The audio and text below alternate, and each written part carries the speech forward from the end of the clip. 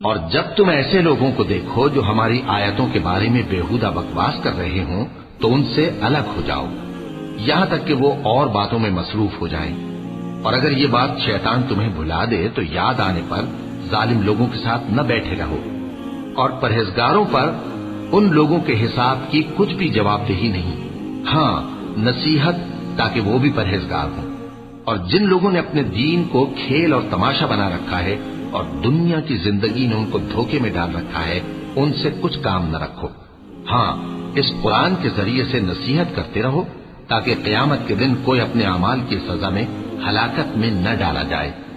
اس روز اللہ کے سوا نہ تو کوئی اس کا دوست ہوگا اور نہ سفارش کرنے والا، اور اگر وہ ہر چیز جو روئے زمین پر ہے بطور معاوضہ دینا چاہے تو وہ اس سے قبول نہ ہو۔ یہی لوگ ہیں کہ اپنے اعمال کے وبال میں ہلاکت میں ڈالے گئے، سو ان کے لیے پینے کو کھولتا ہوا پانی اور دکھ دینے والا عذاب ہے، اس لیے کہ کفر کرتے